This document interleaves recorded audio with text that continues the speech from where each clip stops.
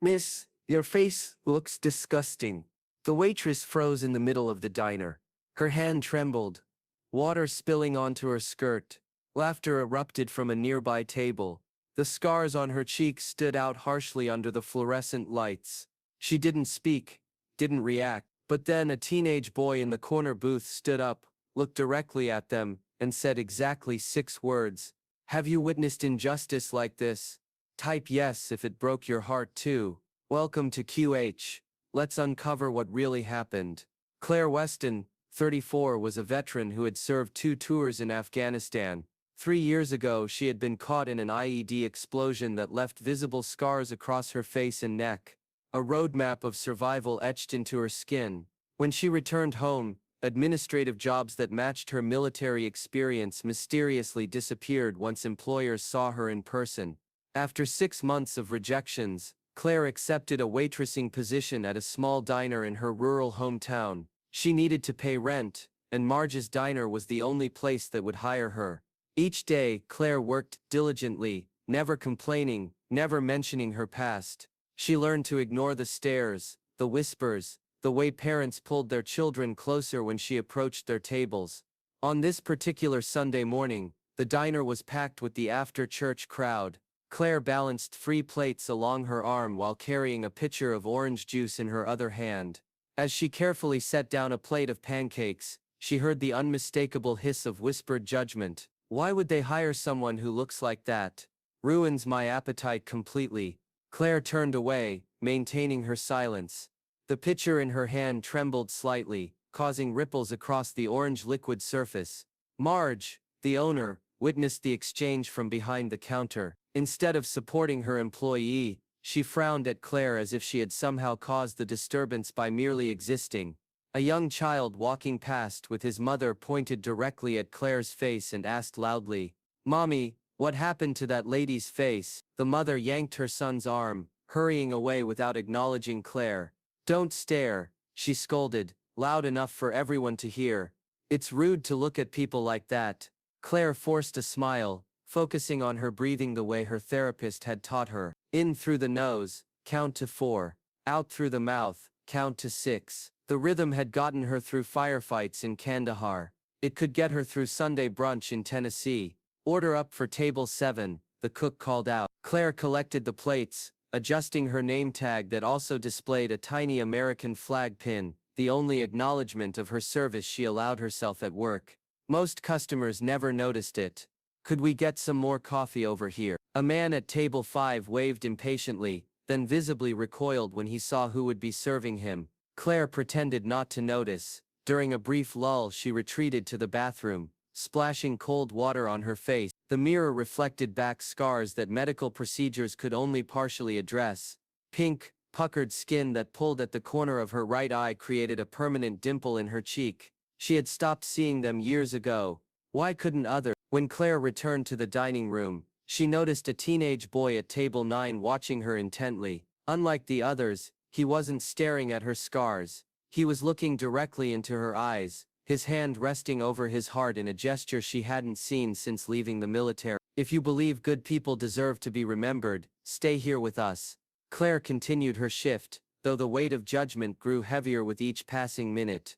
The whispers had become more audible, the stares more brazen. Even Sandra, the other waitress on duty, had started taking tables that should have been Claire's rotation. "Table 4 needs a refill," Sandra said, deliberately avoiding Claire's eyes. "But maybe I should take it. They seem—" "I can handle my section," she replied quietly, reaching for the coffee pot. As she approached table 4, an elderly man in a golf shirt looked up with undisguised disgust. "Isn't there someone normal who can bring our food?" The words hit Claire like physical blows. She had survived combat, but these casual cruelties still had the power to wound her. She lowered her eyes, mumbling an apology as her vision blurred with unshed tears. "I'm sorry for the inconvenience, sir. I'll see if someone else can assist you." The man's companion, a woman with expensive jewelry and a meticulously maintained appearance, added, "It's just that we're trying to eat, you know. It's distracting." Claire nodded mechanically and retreated. 7 steps to the kitchen. That's all she needed to manage without breaking down. Marge intercepted her behind the counter, pulling her toward the staff room. Claire, honey, could I have a word? The small office smelled of cigarettes and cheap air freshener. Marge fidgeted with a stack of receipts, avoiding Claire's gaze. Look, I value your work ethic, I do. But if customers are uncomfortable, I understand, Claire replied, her voice steady despite the crack forming in her heart. You need to think about business. Maybe we could move you to kitchen duty or evening shifts when it's darker and less crowded. Claire had once received a Purple Heart for bravery under fire. She had coordinated medical evacuations, while bullets tore through the tent around her. Now she was being asked to hide in the shadows, because her wounds made people uncomfortable. I'll finish my shift, was all she said. Back in the dining room, Claire noticed the teenage boy at table 9 was still watching her. He looked about 16, with earnest eyes that seemed older than his years. Unlike the others, his gaze held no disgust, only a quiet intensity that Claire couldn't interpret. At table 8, a group of men in business casual attire were enjoying their meal when one noticed Claire refilling water glasses nearby. Hey Jim, one called to his friend, deliberately raising his voice. Remember that horror movie we saw last week? The main character kind of looked like. He jerked his head toward Claire. Laughter rippled through the group. One man had the decency to look uncomfortable, but he joined in anyway.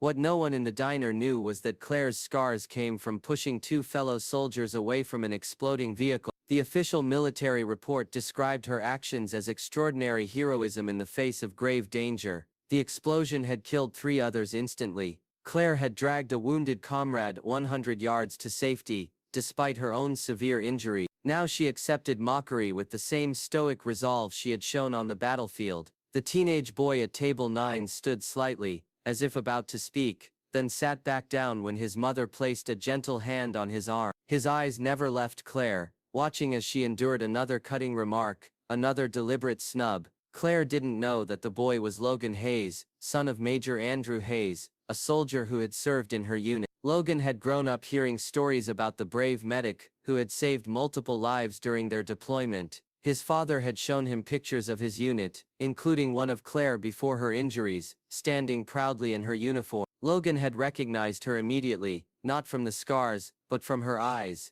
the same determined eyes from his father's photographs, the same eyes that had looked out from the frame on their mantle for years. Have you ever seen someone mistreated and wished you could help? Comment below. The tension in the diner escalated when a new group entered and was seated in Claire's section. 4 men in golf attire, loud and demanding from the moment they sat down. Hey Scarface, can we get some service over here? One called out, eliciting roars of laughter from his companion. Claire approached their table, notepad ready, her professional smile firmly in place despite the deliberate cruelty. Welcome to Marge's. What can I get for you today? What happened to your face? Another man asked bluntly. Bar fight? Car accident? I can recommend the pancake special, Claire replied, ignoring the question. Or our famous country breakfast comes with. I asked you a question, the man persisted, his voice dropping to a menacing tone. What's wrong with your face? The entire diner seemed to hold its breath. At the counter, Marge pretended to be engrossed in the register. Sandra disappeared into the kitchen. I was injured while serving in Afghanistan, Claire finally answered, her voice quiet but steady.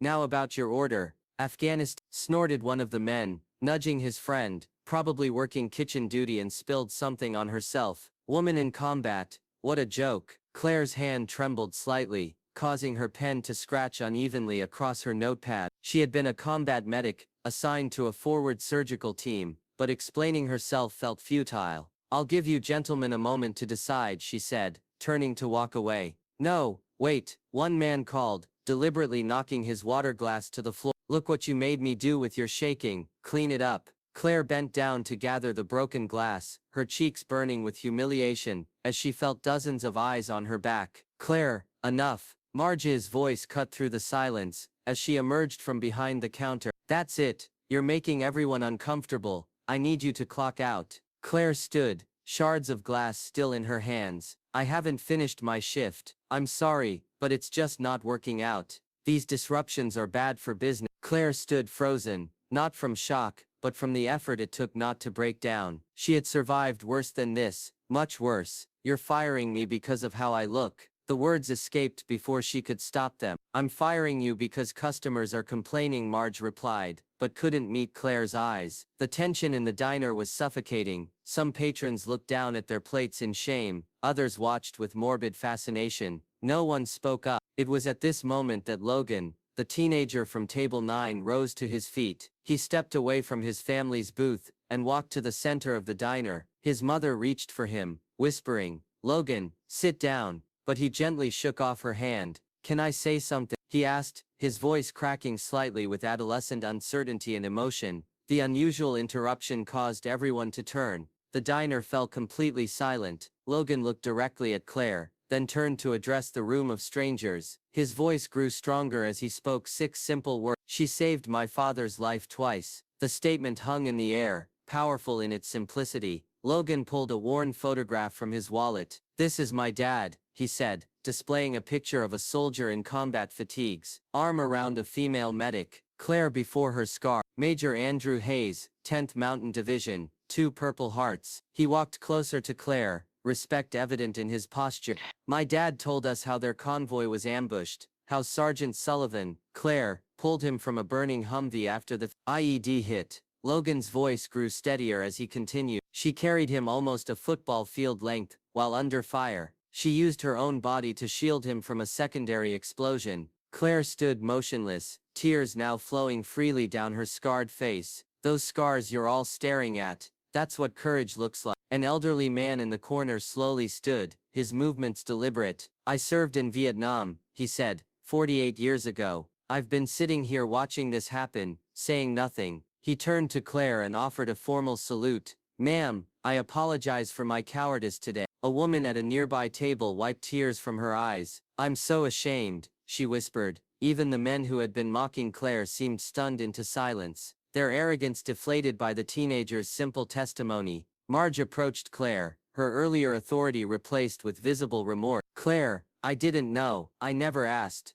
"You never asked. You never asked any of us," Logan said, addressing the entire room. "You just decided who she was by looking at her." One by one people began to stand, first Logan's family, then the elderly veteran, then other, a silent acknowledgement of their collective failure and a tribute to the woman they had judged so cruelly. The diner erupted in applause, not for good service or a special occasion, but because for the first time they truly saw the beauty in the scars they had previously scorned. Have you ever made the right choice when everyone else walked away? Your story matters too. Within a week, Marge's diner displayed a new sign in the window, proudly serving veterans, all welcome here. Claire didn't stay long after that day. A representative from the Veterans Affairs Office contacted her, offering a position as communications coordinator for their outreach program. "We need people who understand what it means to come home change," they told her. On her last day at the diner, customers lined up to leave her tips and notes of appreciation. Some apologized directly, others couldn't meet her eyes, but their generosity spoke volumes. Marge presented Claire with a framed painting. A local artist had created a portrait of Claire in her waitress uniform, but with an American flag as the background. "So we never forget what service really looks like," Marge said, her usual brusque manner softened by genuine remorse. Logan and his family became regular visitors to the VA office, where Claire worked. His father, Captain James, volunteered alongside Claire to help veterans struggling with their return to civilian life. 6 months later, Claire was invited to speak at the local high school's Veterans Day assembly. As she approached the podium, she saw Logan in the front row, standing at attention like a young soldier.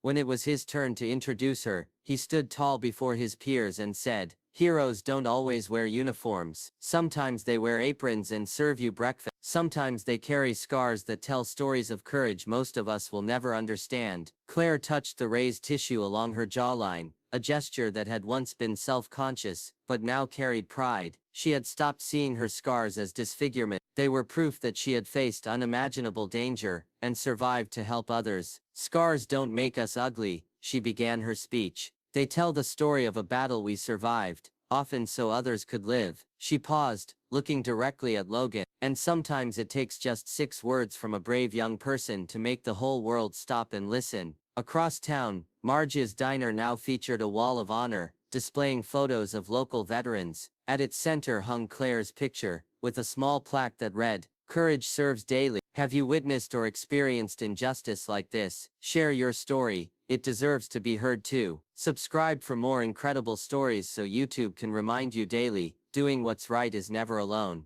Claire had stopped waiting for the world to understand her pain, but in that single moment, with one boy's voice piercing years of silence, she realized something powerful. Scars can be loud too, not from pain but from everything they've protected, and sometimes a stranger's courage can restore years of stolen dignity.